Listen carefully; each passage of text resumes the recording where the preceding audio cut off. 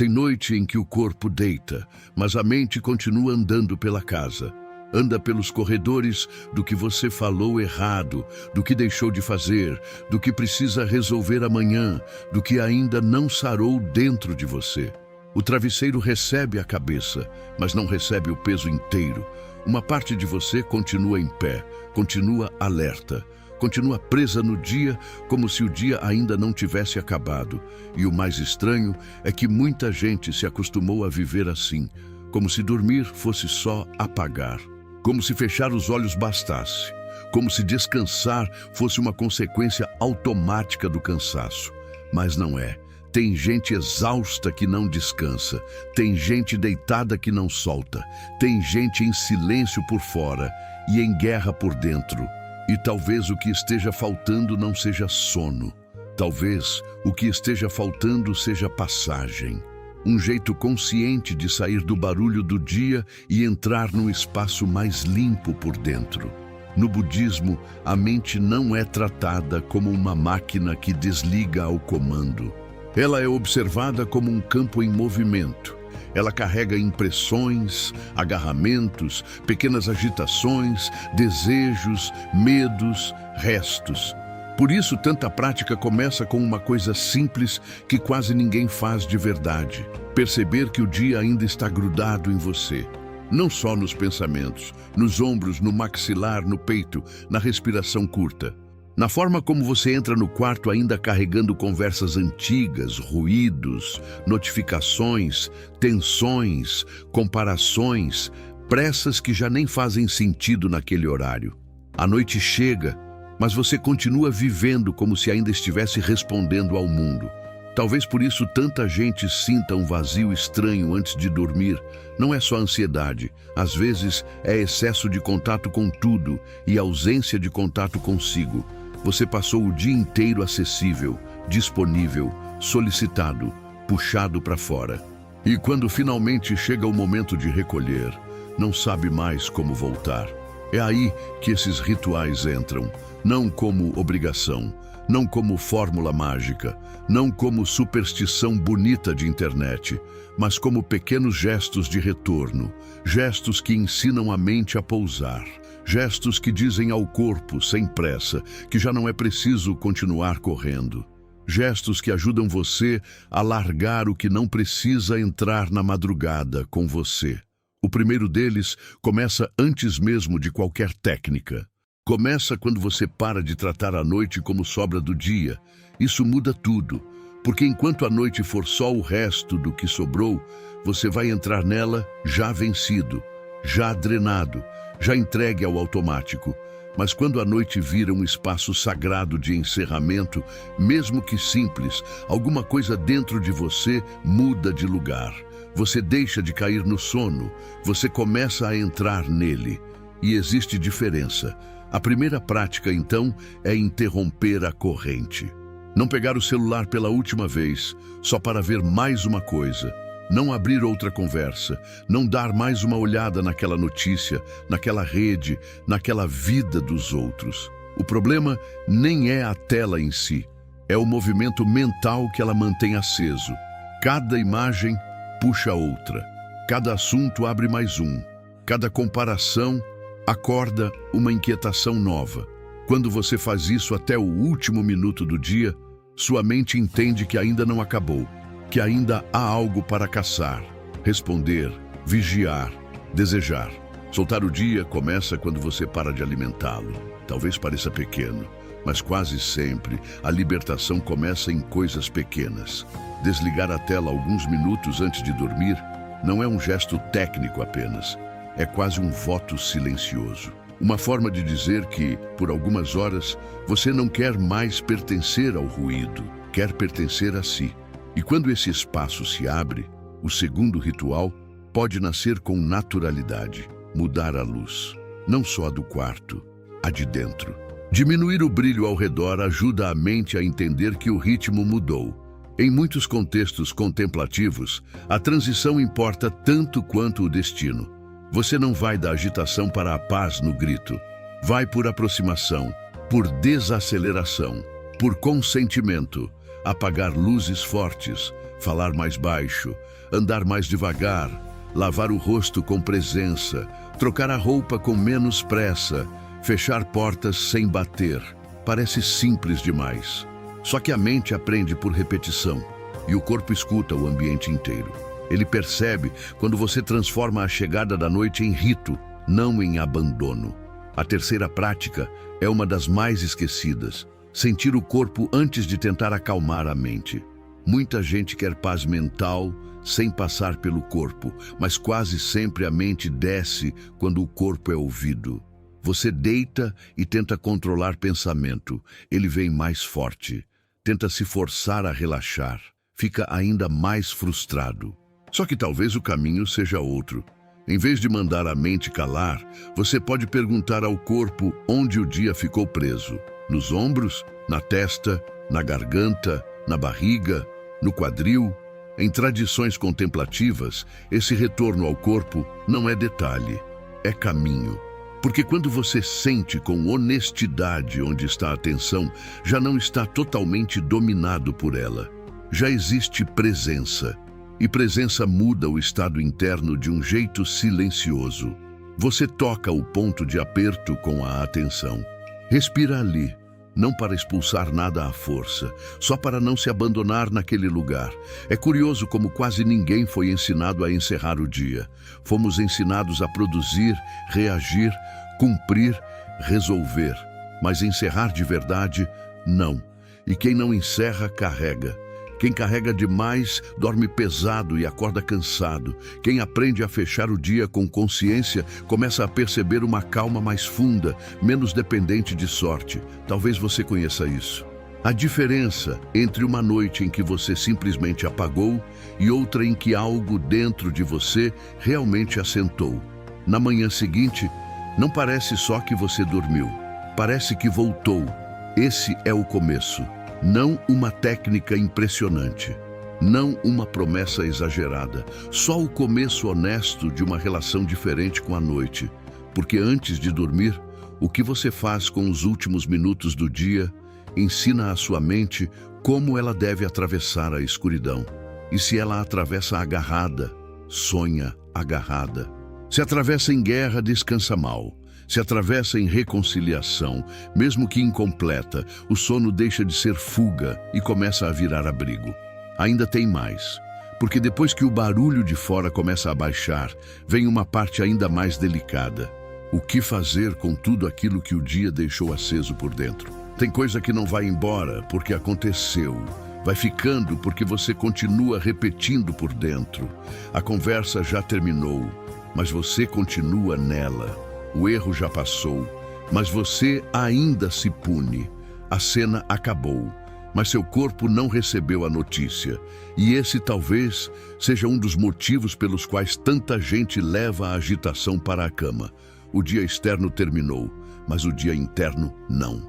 Por isso existe um ritual muito simples e muito profundo, inspirado nessa atitude de observação que o budismo trabalha tão bem. Sentar por alguns minutos e rever o dia sem tribunal, sem transformar lembrança em acusação, sem tentar montar defesa, sem procurar culpado, só olhar onde você se perdeu de si hoje, onde falou no impulso, onde engoliu o que não devia, onde foi gentil de verdade, onde se endureceu, onde sentiu alegria e nem percebeu. Esse tipo de revisão muda a noite porque impede que a mente fique jogando pedaços soltos para cima enquanto você tenta dormir. Você se senta, respira e deixa o dia passar diante de você como quem vê um rio andando. Não entra em tudo. Não precisa resolver tudo naquela hora. Só reconhece. Isso aconteceu. Isso doeu. Isso foi bonito. Isso ainda ficou preso. Isso eu posso soltar agora. Isso eu ainda não consigo, mas pelo menos já vi. Há uma paz estranha em parar de fugir da própria mente. Muita gente acredita que acalmar a mente é não pensar em nada. Só que na prática, isso quase nunca funciona assim. Às vezes, acalmar a mente é permitir que ela seja vista com honestidade suficiente para parar de gritar. O que foi reconhecido não precisa bater tanto na porta. Depois dessa pequena revisão, nasce outra prática importante: pedir perdão em silêncio, inclusive a si mesmo. Não no sentido pesado, religioso, culpado, mas no sentido humano, de quem entende que o dia foi imperfeito porque você é humano. Tem noites em que o que não deixa a pessoa dormir não é medo do amanhã, é peso do hoje. Peso de ter exagerado, falhado, se desrespeitado, machucado alguém, se afastado do próprio centro. Levar isso para a cama sem tocar no assunto dentro de si faz o corpo dormir em estado de defesa, como se ainda precisasse vigiar o próprio erro. Mas quando você reconhece com simplicidade que errou e, em vez de se esmagar, escolhe se responsabilizar com delicadeza, algo muda. A culpa cega começa a perder lugar para uma consciência mais limpa. Você não apaga o que aconteceu, só deixa de transformar isso em tortura noturna. Outro ritual poderoso antes de dormir é agradecer sem teatralidade. Não aquela gratidão forçada, de repetir frases bonitas sem sentir nada. Isso pesa mais do que ajuda. O que acalma é a gratidão concreta. Pequena, quase despretensiosa, a água que você teve, a refeição simples, um instante de alívio, uma mensagem, um céu que apareceu no meio da tarde, o fato de você ter chegado até aqui, o fato de ainda estar tentando cuidar de si. Quando a mente só enxerga falta, ela dorme em alerta. Quando ela reconhece algum sinal de sustento, mesmo pequeno, ela começa a baixar a guarda. Não porque a vida tenha ficado perfeita, mas porque, por alguns instantes, você saiu da lógica da ameaça. Isso, para o corpo e para a mente, é um descanso enorme. Tem também o ritual do toque consciente nas coisas simples. Arrumar a cama antes de entrar nela, dobrar a roupa que ficou jogada, beber um pouco de água devagar, passar a mão no próprio rosto com gentileza. Acender um incenso, se isso fizer sentido para você, não como espetáculo, mas como marca de passagem. Em muita prática contemplativa, os objetos e gestos cotidianos não são separados da vida espiritual. O modo como você segura uma xícara, caminha até a janela, fecha uma cortina, tudo isso ensina presença. Acalmar a mente não exige sempre grandes experiências. Às vezes, exige voltar a morar no gesto. E existe ainda um ritual que muita gente subestima porque parece simples demais. Respirar de um jeito que o corpo consiga acreditar. Não aquela respiração apressada de quem quer um resultado rápido, mas uma respiração longa o bastante para o peito desafrouxar e a barriga amolecer. Inspirar sem violência, soltar o ar mais devagar do que puxou, repetir algumas vezes, sem se cobrar, sem transformar isso em performance. A respiração tem uma honestidade bonita. Ela mostra como você está sem precisar de discurso. Tem noite em que só de reparar nela, você já percebe o quanto o dia ainda está preso em você. Curta, alta, defensiva. E quando você começa a alongá-la com carinho, não está apenas fazendo uma técnica. Está ensinando o sistema inteiro que o perigo imediato passou, que pode haver repouso, que a vigília já não precisa comandar tudo. Se esse tipo de reflexão conversa com o momento que você vive, fica por perto. E se alguma dessas práticas já fez diferença numa noite sua, ou se existe um jeito muito seu de encerrar o dia, deixa isso nos comentários. Às vezes, uma experiência simples ajuda alguém que anda há semanas sem conseguir descansar por dentro. Porque no fundo a grande questão não é só dormir. É não ir para a noite carregando tudo como se tudo tivesse a mesma importância. Algumas coisas precisam de ação, outras precisam de tempo, outras só precisam que você pare de segurá-las. E isso abre espaço para mais um ritual delicado, talvez um dos mais transformadores de todos. Não levar todo mundo para a cama com você. Parece estranho ouvir isso assim, mas acontece direto. Você deita com a voz de alguém na cabeça, com a aprovação que não veio, com a crítica que recebeu, com a expectativa de quem quer algo de você, com a comparação com outra pessoa. O quarto está vazio, mas a mente está lotada. E nenhuma alma descansa num quarto interno cheio de gente. Então, antes de dormir, pode ser necessário fazer uma despedida silenciosa. Hoje, eu não vou continuar essa conversa dentro de mim. Hoje, eu não vou tentar convencer ninguém. Hoje, eu não vou refazer a cena para ver se ela melhora. Hoje, eu devolvo o que não é meu. Hoje eu deixo cada pessoa no próprio lugar e volto para o meu. Isso não é frieza, é higiene interior. E talvez seja justamente essa limpeza silenciosa que permita que a noite deixe de ser apenas uma pausa biológica e volte a ser o que poderia ser desde o começo, um recolhimento verdadeiro. Tem uma parte de você que só aparece quando o mundo apaga um pouco. Durante o dia, ela quase não consegue falar. É atropelada por tarefa, barulho, gente, cobrança, tela, compromisso. Mas à noite, quando tudo afrouxa, ela vem. Às vezes, vem como tristeza. Às vezes, como cansaço profundo. Às vezes, como uma sensação sem nome. E muita gente acha que isso é problema. Corre para anestesiar. Procura mais distração, mais ruído, mais cansaço artificial. Só que nem sempre essa parte quer atrapalhar o seu sono. Às vezes, ela só quer finalmente ser ouvida. Por isso, outro ritual antes de dormir é permitir um pequeno encontro com o que você sentiu e não teve tempo de sentir. Não precisa dramatizar, não precisa cavar sofrimento, mas também não precisa fingir que está tudo leve quando não está.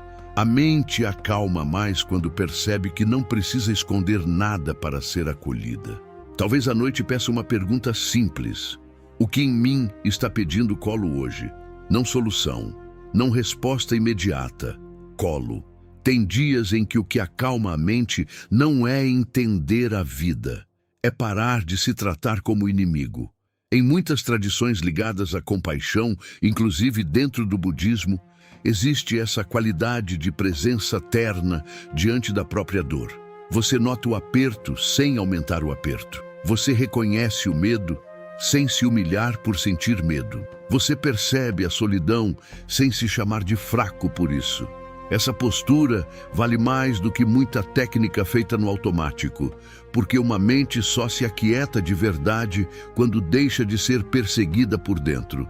Outro ritual bonito é escolher uma frase curta e limpa para acompanhar a respiração. Nada complicado, nada grandioso, algo que você possa sentir. Estou aqui, já passou por hoje. Eu posso descansar agora, que eu esteja em paz, que eu solte com suavidade.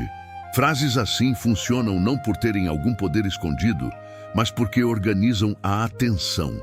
Em vez de deixar a mente correndo solta por trilhas velhas, você oferece a ela um pequeno trilho de retorno. Repete sem pressa, sem rigidez, sem querer vencer a insônia no braço. Só volta e volta de novo, e mais uma vez. Com o tempo, essa repetição vai criando um clima interno diferente. Quase como se a noite deixasse de ser território de ataque e passasse a ser território de amparo. Tem também o ritual de escutar o silêncio sem querer preenchê-lo imediatamente. Isso é mais difícil do que parece. Muita gente tem medo do silêncio, porque no silêncio não dá para sustentar personagem por muito tempo. Não dá para correr tanto. Não dá para se esconder daquilo que ficou mal resolvido. Só que existe um ponto em que o silêncio deixa de ser ameaça e vira companheiro. Quando você não tenta dominá-lo, ele começa a segurar você. Talvez seja por isso que tanta sabedoria antiga valoriza momentos de quietude no fim do dia. Não como punição, mas como retorno. O silêncio não pede espetáculo, só pede que você pare de lutar com ele. E há outro gesto simples, quase doméstico, que pode virar ritual profundo. Lavar algo do dia. Pode ser o rosto, as mãos, os pés. Pode ser um banho mais consciente. A água tem essa força simbólica e concreta ao mesmo tempo. Você deixa que ela encoste onde o dia grudou. Não para imaginar milagres instantâneos, mas para marcar passagem. O dia aconteceu. Agora ele está sendo deixado. O corpo entende muito quando as coisas passam por gesto. Uma pessoa pode repetir 1000 vezes que quer paz, mas se ela atravessa a noite no mesmo estado em que terminou a tarde, a paz fica conceitual. O rito torna concreto aquilo que o desejo sozinho não sustenta. E talvez um dos rituais mais fortes, embora discretos, seja não dormir, se atacando por ainda não estar bem. Isso pesa mais do que quase qualquer outra coisa. Tem gente que sofre e, além do sofrimento, ainda coloca em cima a exigência de já ter superado. Já deveria estar melhor, já deveria ter aprendido, já deveria estar mais forte. Só que a mente não relaxa sob ameaça, o coração não repousa sob cobrança. Você não precisa se tornar um monge perfeito numa terça-feira cansada. Precisa só criar um pouco de espaço honesto dentro de si. Esse espaço pode ser uma mão sobre o peito, uma respiração funda, um pensamento mais gentil, um quarto menos agressivo, uma luz mais baixa, um compromisso simples de não continuar se ferindo até dormir. Se você está ouvindo isso e percebe que faz tempo que suas noites viraram continuação da batalha, talvez este seja um bom momento para mudar a forma como você entra nelas. E, se fizer sentido, se inscreve e continua por aqui. Não para consumir mais conteúdo por consumir, mas para ter companhia em reflexões que devolvem a pessoa para dentro de si. E se alguma parte desse processo te tocou, conta nos comentários. Tem muita gente cansada por fora e desorganizada por dentro, achando que está sozinha nessa. Não está. Quase todo mundo carrega excesso para a noite. O que muda é que algumas pessoas começam, aos poucos, a aprender a pousar. E pousar também é prática.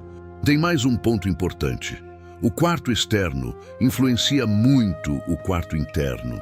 Não de um jeito místico exagerado, de um jeito humano. O lugar onde você dorme conversa com a sua mente. Excesso de bagunça, luz dura, estímulo demais, ruído acumulado. Tudo isso prolonga a sensação de que você ainda precisa ficar alerta. Não é sobre virar uma imagem perfeita de serenidade. É sobre tirar do caminho aquilo que mantém seu sistema em vigília. Às vezes, antes de dormir, o ritual é arrumar um canto pequeno. Só um. A mesa de cabeceira, o lençol, a almofada, o copo de água. Um espaço mínimo de ordem pode dar para a mente uma sensação que ela estava pedindo há horas. Agora há onde repousar. E então, chegamos a um ritual muito delicado, talvez o mais íntimo de todos. Oferecer bons desejos antes de dormir. Não como obrigação moral, não como pose de pessoa elevada, mas como liberação. Desejar paz para si. Desejar paz para quem você ama. Talvez até, em algum nível possível, desejar que quem feriu você também encontre lucidez suficiente para parar de ferir.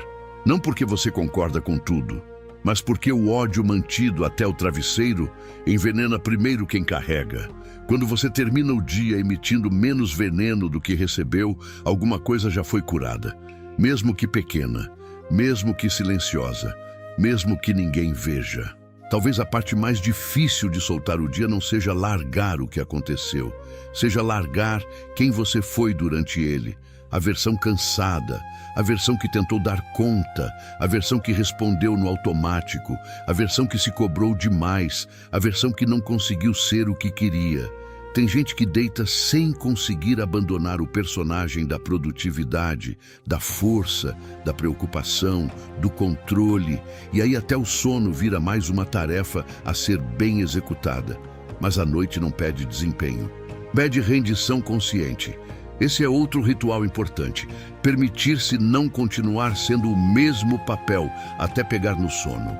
O mundo pediu de você 1000 posturas ao longo do dia. Talvez agora ele não precise de nenhuma. Talvez agora você possa ser só alguém respirando no escuro, sem precisar provar presença, utilidade, inteligência, estabilidade. Só alguém existindo sem pressão. Dentro da prática contemplativa, há um valor enorme nesse esvaziamento de identidade por alguns instantes. Não no sentido de deixar de ser você, mas de deixar cair as camadas que ficaram pesadas demais. Meu nome, minhas funções, meus problemas, minhas pendências, meus conflitos.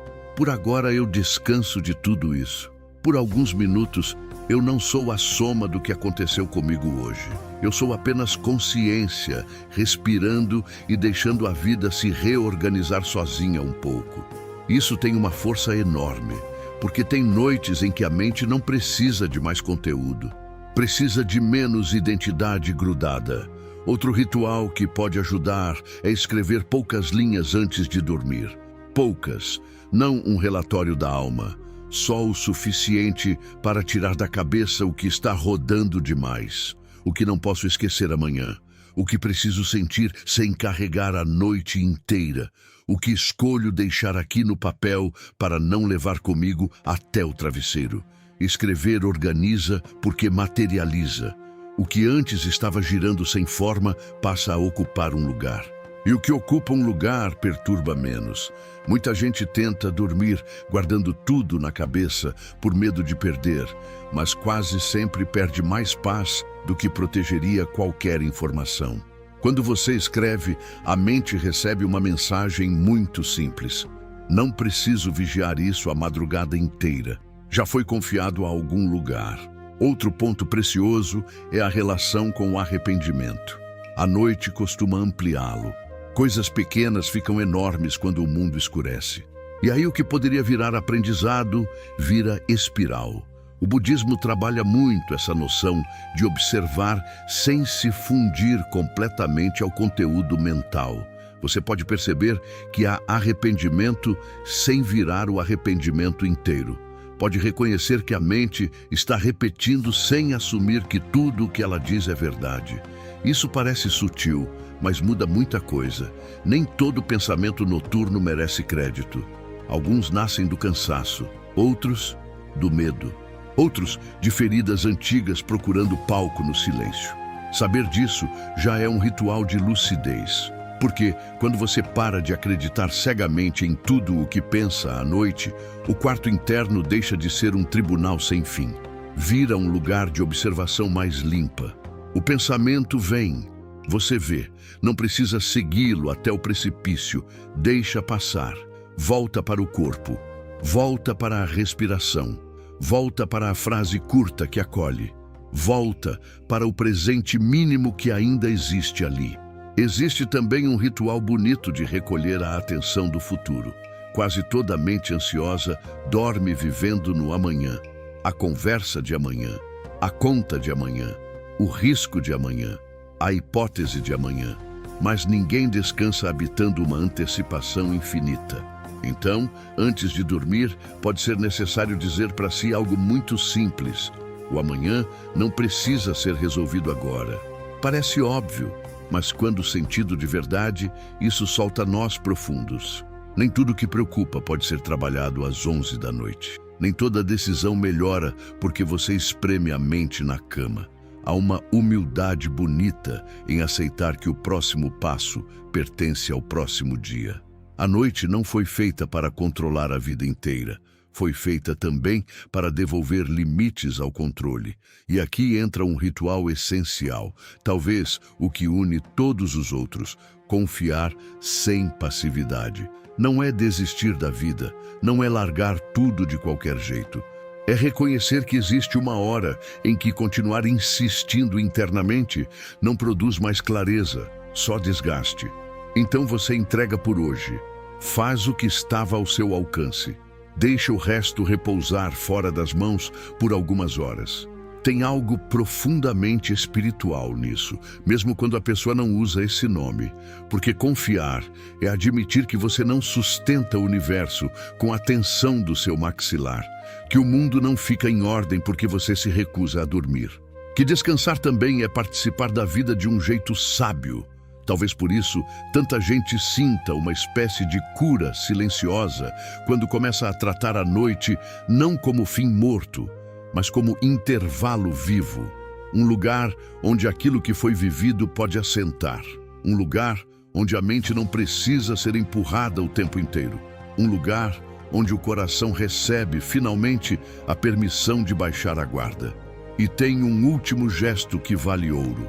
Dormir sem a necessidade de terminar o dia perfeito. Isso adoece muita gente em silêncio. A ideia de que só merece descanso quem concluiu tudo, resolveu tudo, respondeu tudo, foi impecável em tudo. Mas, se for assim, quase ninguém mereceria dormir em paz. O descanso não é prêmio por perfeição, é necessidade da vida. É cuidado básico, é também compaixão prática. Você pode ter deixado pontas soltas e ainda assim precisar repousar. Pode ter falhado e ainda assim merecer ternura. Pode estar no meio de uma fase confusa e ainda assim entrar na noite com dignidade. Esse entendimento acalma, porque devolve humanidade ao sono. Não é o repouso da pessoa ideal, é o repouso da pessoa real. E a pessoa real, às vezes, só precisa de uma coisa antes de apagar a luz: parar de exigir de si um estado que ela ainda não tem e começar a oferecer a si o cuidado que já pode dar. No fim das contas, talvez o que mais canse não seja o dia em si, seja a dificuldade de soltá-lo. Você passa horas vivendo coisas e depois passa a noite inteira continuando a vivê-las por dentro, como se encerrar fosse um talento raro. Como se recolher fosse luxo, como se descansar profundamente fosse algo destinado só a quem está com a vida em ordem. Mas não é. Descanso também é para quem está em processo, para quem está cansado, para quem ainda não entendeu tudo, para quem chorou sem contar para ninguém, para quem passou o dia inteiro funcionando e agora já não consegue mais fingir firmeza. Talvez justamente para essa pessoa, a noite precise deixar de ser um acidente e virar um gesto de cuidado. Os rituais de que falamos não são escada para virar alguém superior. São caminhos simples para voltar ao essencial. Fechar um pouco as portas do excesso, diminuir a luz, soltar a tela, escutar o corpo, rever o dia sem se punir. Agradecer pelo que sustentou. Respirar de forma honesta, deixar cada pessoa no próprio lugar, acolher o que sentiu, repetir uma frase que organiza, lavar o que grudou, escrever o que precisa sair da cabeça, recolher a atenção do amanhã, confiar por hoje, entrar na cama sem a obrigação de ser perfeito. Talvez isso seja mais do que uma rotina. Talvez seja uma forma de respeito. Porque a mente de quem vive muito puxada para fora começa a adoecer se nunca encontra caminho de volta. E o mais triste é que muita gente nem percebe. Só chama de insônia, só chama de ansiedade, só chama de cansaço acumulado. Mas, às vezes, o que existe ali é saudade de si, saudade de um ritmo mais humano, saudade de um fim de dia que não pareça a continuação da guerra. No budismo, existe essa compreensão muito bonita de que a paz não nasce de controlar tudo. Ela cresce quando a relação com o que existe muda. Isso vale muito na hora de dormir. Você não precisa controlar a noite inteira para descansar. Precisa, aos poucos, parar de resistir ao fato de que o dia já acabou. Pode ter acabado mal, pode ter acabado incompleto, pode ter acabado com coisas abertas. Mesmo assim, acabou. E reconhecer isso com o corpo, com a respiração, com o ambiente, com a atenção, já começa a curar. Tem gente que espera um grande acontecimento interior para mudar. Uma clareza total, um sinal, uma noite em que de repente tudo entra no eixo. Mas a maioria das transformações verdadeiras vem de repetições pequenas. O copo de água bebido devagar, o celular deixado longe, a mão no peito, a frase curta dita em silêncio, a luz baixa, o rosto lavado com presença, a decisão de não levar aquela discussão para a cama. Parece pouco, só que é assim que muita paz começa. Pouco a pouco, no quase invisível, sem plateia, sem anúncio. E talvez isso combine profundamente com o próprio espírito dessas práticas. Elas não pedem espetáculo, pedem sinceridade. Você não precisa encenar serenidade, só precisa criar condições para ela ter onde pousar. Não precisa sentir tudo bonito. Só precisa parar de alimentar o que rasga você por dentro. Não precisa ter virado outra pessoa até hoje à noite. Só precisa talvez começar diferente. Quem sabe, em vez de entrar no sono como quem desmaia do cansaço, você comece a entrar nele como quem volta para casa. Sem pressa, sem barulho, sem multidão interna. Só voltando. Voltando do excesso para o suficiente. Da cobrança para a presença. Do ruído para um silêncio que não machuca. Do peso do dia para um espaço onde o coração consiga, enfim, descruzar os braços. Tem muita coisa na vida que ainda vai exigir coragem de você. Muita conversa difícil, muita decisão, muito recomeço. Mas agora não. Agora, talvez a coragem seja outra. A coragem de parar. A coragem de não continuar carregando tudo. A coragem de deixar a mente desacelerar sem sentir culpa. A coragem de aceitar que o descanso também faz parte do caminho. Então, quando terminar aqui, não corre para outra coisa. Não procura mais um estímulo. Não tenta preencher o intervalo de novo. Escolhe pelo menos um desses rituais e faz hoje, um só, com verdade, com calma. E observa o que acontece quando, pela primeira vez em muito tempo, você não tenta vencer a noite. Só entra nela.